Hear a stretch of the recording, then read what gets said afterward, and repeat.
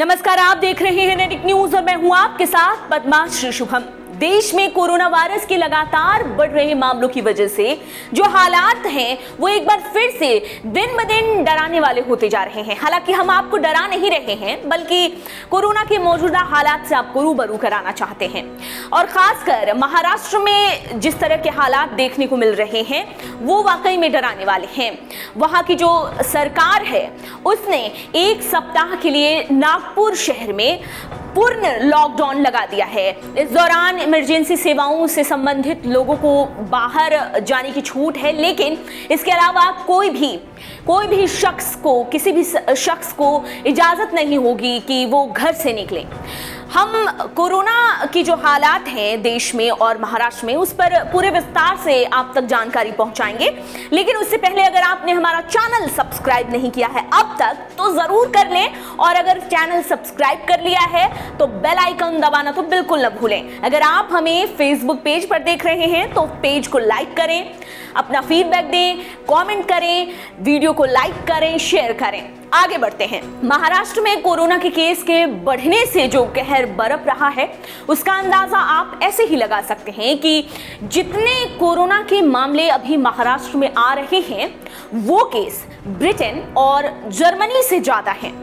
इन मामलों के बढ़ने की वजह क्या हो सकती है? क्या लोगों की लापरवाही खुद उन पर ही भारी पड़ रही है? क्या मुंबई समेत जो पूरे राज्य के जो हालात हैं, पूरे राज्य में पूर्ण लॉकडाउन के आसार नजर आते हैं?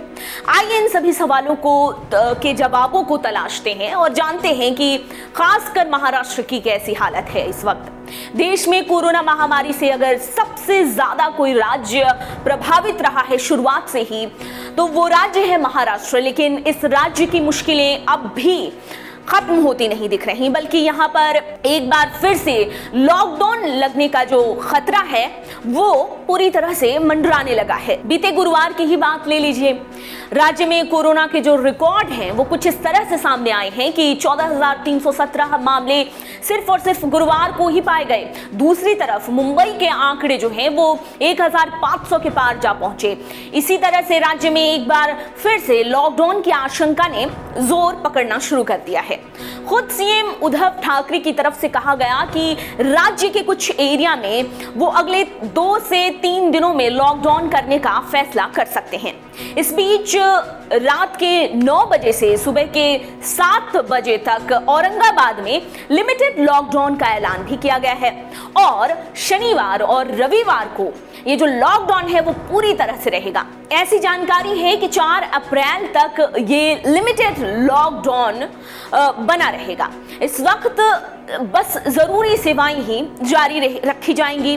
वहीं 15 मार्च से 21 मार्च तक नागपुर में पूरी तरह से लॉकडाउन है, ये तो मैं आपको बता ही चुकी हूँ। और इस दौरान भी कुछ इसी तरह से होगा कि इमरजेंसी सेवाओं को ही चलाया जाएगा, बाकी किसी को भी अनुमति नहीं होगी कि वो बाहर निकले।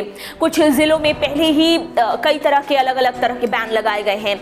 इस बारे में मैं आपको बताती हूँ। राज्य में जो अमरावती और पुणे, इसके अलावा गांव जैसे कई डिस्ट्रिक्ट हैं जहां पर कुछ बैन पहले ही लगाए गए हैं। इसी के तहत वैक्सीनेशन की जो रफ्तार है उसको भी बढ़ाई गई है। इस राज्य के बाद कोरोना से जो सबसे ज्यादा प्रभावित राज्य है देश का वो है केरल।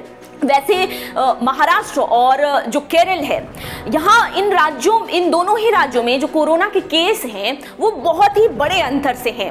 मतलब ये जो अंतर है, भले ही केरल जो है वो दूसरे नंबर पर है सबसे ज्यादा अभी हाल के समय में प्रभावित, लेकिन ये दोनों राज्यों के बीच में जो संख्या है केसेस की वो बहुत ही डिफर है, बहुत ही अंतराल पे है। केंद्रीय स्वास्थ्य मंत्रालय की तरफ से क्या कहा गया?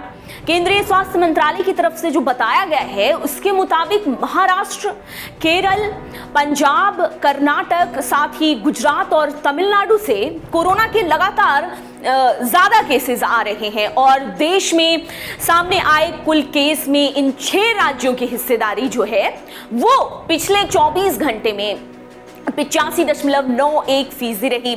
पिछले 24 घंटे में देश में कोरोना के 22,854 केस मिले।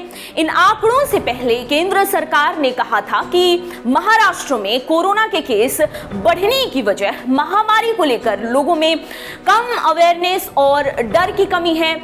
बढ़ते केस को देखते हुए केंद्र सरकार ने हाई लेवल की टीमें भेजी हैं जो कि कोरोना से जुड़ी निगरानी पर अपनी नजर रखेगी और ये टीम जो है वो अलग अलग राज्यों में वहां की सरकारों की हेल्प करेगी। हालांकि जो भी मैंने आपको आंकड़े बताए हैं वो बदलते रहेंगे समय के साथ ही, लेकिन देखने वाली बात यह है कि जो कोरोना है वो फिर से अपने पांव पसारता दिख रहा है।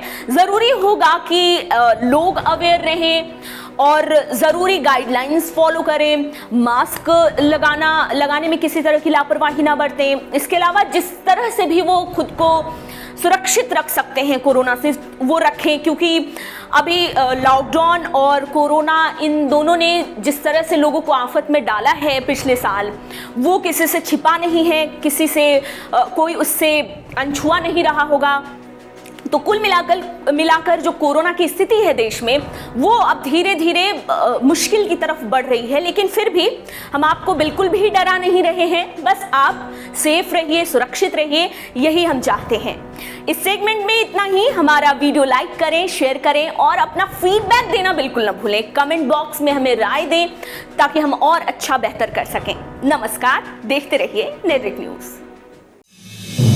आप देख रहे हैं नेटरिक न्यूज, साहस सच कहने का।